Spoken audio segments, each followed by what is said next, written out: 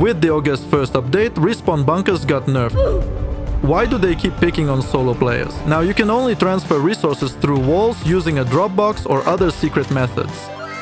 Regardless, it doesn't change the fact that a crucial part of every wipe is the base you choose to build. So as soon as you spawn on the beach, you have two options. Either follow a YouTube base guide or try to build something from scratch. A YouTube guide base will definitely be resource efficient with bunkers, interesting shooting positions, and so on. But the downside is that a lot of people will know about it, depending on the views. On the other hand, a DIY base won't have that disadvantage, but will have another one. A cheater will still find the weakest spots in your base and definitely hit you there. So what's the best choice? Actually neither. In 2024, keeping any valuable resources inside your living base is generally not safe. That's why I've prepared a huge list of how to do it right outside your base. With my method, raiding your base will never be worth it. I'll show you bug textures, secret bunkers, hidden loot rooms, and how I personally save my resources. All I need from you is a like and a subscription. I'll handle the rest. Right now in Rust, you could say there's an overabundance of resources. Just think about it. Giant excavators with endless resources, small quarries that mine non-stop, and even something as seemingly harmless as farm teas. You drink one of those, and within half an hour you could bring home several boxes of sulfur. Even without the tea, it's all pretty easy to gather nowadays, and if someone wants to raid you, they will, no matter what kind of base you build. Remember this simple rule. If you want to save your resources for the next day, not even 5 HQM walls between them and the loot will save them. What will save them is your cleverness and how you use the knowledge I'm going to share with you today. I've accumulated quite a bit of it over nearly 18,000 hours. The most important thing you should do every time you play is, don't be surprised, spend your resources. You shouldn't end up with, say, half a box of stone just taking up space, a pile of unnecessary metal, wood, and so on. All excess resources need to be spent wisely, and using them on extra walls in your base is probably the last thing I would recommend. As soon as you find yourself with a surplus of resources, here's what you should do. Take any base you have, grab a sleeping bag, and move away from the base until the sleeping bag turns blue. The most important thing is that this sleeping bag doesn't affect the cooldown of the one inside your main base, and you'll soon understand why. Once you've moved far enough away, don't rush to place it down. Here, you need to build an additional small base where you can safely respawn. Be sure to set up a mini loot room in there and stock it with comeback kits, cloth for bandages, resources for rebuilding your main base in case of a raid, and so on. Naturally, you can also store some of your resources here overnight. The key is to make sure this stash isn't worth raiding for sulfur, and you might say, hidden joint, are you seriously trying to sell us on some basic, pointless stash base near the main base? Trust me, after watching this video, you'll be able to do things with this stash that will leave all your neighbors shocked.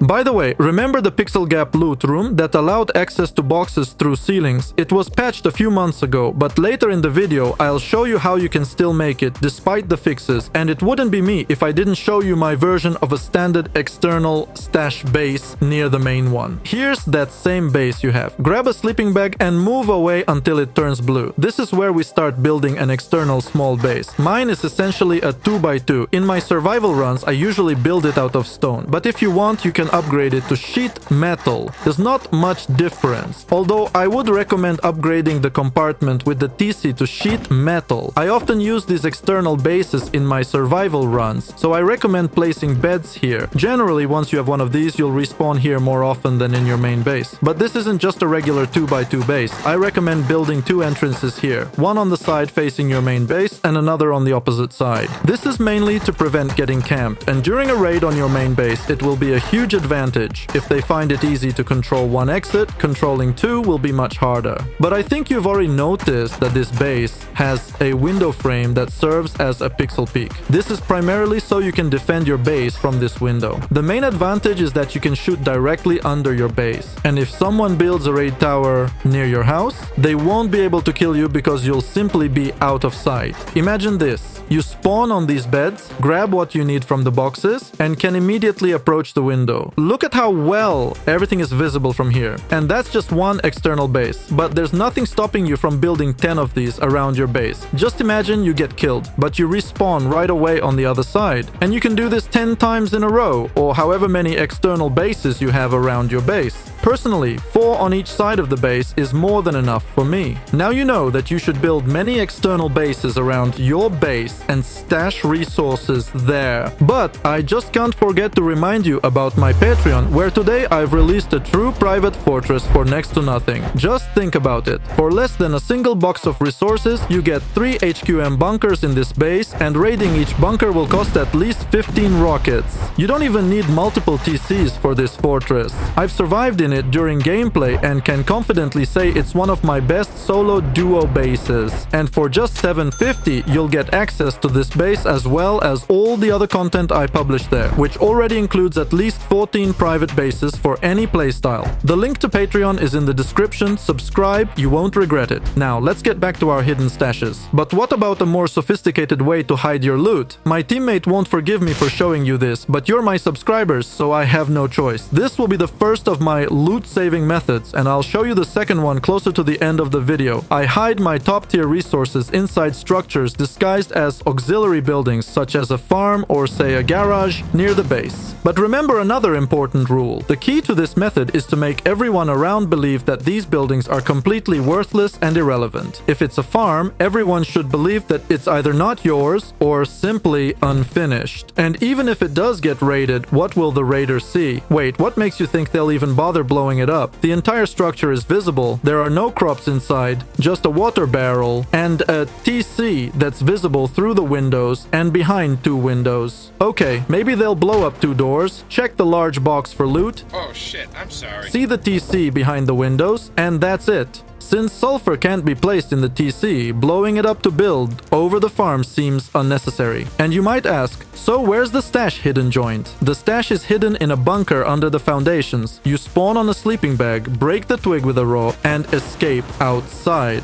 The only downside is that opening the bunker breaks the planter box, so you either need to remove it beforehand or keep a few spare planter boxes. To close the bunker, just put everything back in place and upgrade it to any material. Now I'll show you how to build. To make sure the bunker works properly, the first low square foundation needs to be placed slightly above the ground. Then, around this low foundation, you need to place high foundations on all sides. These should ideally be upgraded to sheet metal first. The full footprint of the stash looks like this, but keep in mind, I'm showing you my personal stash that I use in my survival runs. And now, while you're watching this video, a large number of other people are watching it too. This means that if you build everything exactly as I show in the video, you'll likely get raided. So my advice is to watch how I build this secret farm and then create your own version based on what you've seen, one that only you will know about. The most important thing is that the farm should be transparent with the TC visible, and it should look unworthy of being blown up. These small details make a real difference. Be sure to place the shop fronts with the inside facing outward. If you do it the other way around, you won't be able to place the planter boxes. And don't worry, a stone frame is easier to eco-raid than a shop front. I've tested this many times, so don't stress. As for the bunker itself, how many boxes and sleeping bags you can fit depends on the terrain. Ideally, it's 2 large boxes, 2 sleeping bags, and 1 small box. But as you can see, the terrain only allowed me to set it up in this configuration. Once the bunker's set up, close it immediately, so a passing player doesn't see what you're up to. If I could make it work, you can too. I strongly recommend finishing the setup of this farm right away. Make it look like an ordinary farm, so that anyone who takes an interest in it believes it's just that, an ordinary farm. Right now, there's no other way to securely store your resources. That was the farm. But what about the garage? The garage is actually much simpler. Essentially, the rules are the same. You just need to make it look like an unremarkable garage. It should be well visible, with the TC behind 2 glass windows and so on. It should look like it was built by a beginner, and the secret stash is hidden behind a rug. This space can hold 2 large boxes. The key is to make sure that this rug in the garage isn't the only one. There should be at least a few. Now, I'll quickly show you how to build something like this. The base here is the same 2x2 as in the previous stash, and just like before, I want to emphasize that you don't need to build it exactly as I do in the video. For example, this time I didn't focus on farming. Instead, I focused on a seemingly random arrangement of boxes, rugs everywhere, a car lift sticking out through the garage door, and sleeping bags thrown around haphazardly. These details are intentional. In fact, you don't even need to set up electricity here, although if you're building a garage, why not? Take note that the TC should also be visible through the shop front and located behind 2 glass windows. use. Later on, make sure to upgrade it to sheet metal so it doesn't get blown up directly. Also, remember that the lift won't be placeable if the garage door is already installed, so place the lift first and then add the garage door. This loot room can fit a maximum of 2 large boxes. Sure, you could squeeze in 4 barrels if you want, but it would be extremely inconvenient to use them. And don't forget to cover everything up. I used homemade shelves, for example. Overall, it's a simple stash, but it's nice to have. I've already shown you several ways to hide loot from nighttime offline raiders, but what about when you need to stash resources right now, when you're out farming, running with a full inventory after looting a monument, and so on? A lot can happen. Maybe you hear gunshots and want to join the fight, or maybe you're being chased. What do you do in such situations? I generally don't recommend small stashes. I have a strong dislike for them, so please don't write to me asking why I'm not mentioning them. Keep in mind that everything I'm about to show you is temporary and only works in the moment, not for long-term use. The most basic thing that comes to mind is to make a small box without a skin, put a solo lock on it and hide it in some bushes. The lifespan of such a stash is usually no more than a few hours, but the downside is that it can be found almost immediately. A similar method involves hiding a small box in resource rocks, making it nearly invisible. This stash is a bit more reliable but still won't last long, usually only until the first player stumbles upon it. However, it might come in handy in an extreme situation. If you get into a fight in the snow with your last SAR and realize your chances are slim, look for a snowdrift. It's visible to the eye but has no collision. You can drop any weapon there that you want to save. The likelihood of it being found is close to 0. If you can't find snow, look for rocks. In the snow biome, they're everywhere. The largest rocks have uneven collision, so you can drop any weapon there and the chances of it being found are also close to 0. If you have a backpack, always store your resources in it while farming. Not only can you toss it into a crevice or bushes if needed, but you can also hide it in plain sight with just 125 wood. This is a very reliable but extreme method because the backpack can only be retrieved by destroying the foundation. If you're playing with a teammate and you're pinned down, knowing you're about to lose, determine who has the most valuable resources. If it's your teammate, kill them and cover their body with a foundation. Just like the backpack, they won't be found, but you'll need to destroy the foundation to retrieve the resources. And it's not just in the snow biome where you can find these bug textures. Every river has glitch textures at its source. You can stash a large amount of resources here and even place a sleeping bag that no one will ever find. This could be useful in certain situations. The following bug can get you banned on any decent server, so use it carefully. You can stash resources inside high stone walls, but it only works on ice sheets in the snow biome. You need to place the wall so that you can swim underneath it. Once you're inside the wall, you can shoot, observe, or set up a small stash with a few boxes. Just a note, while you can shoot from inside the wall, the damage won't register. Overall, it's not a very reliable stash spot since it's been known on the internet for a while, but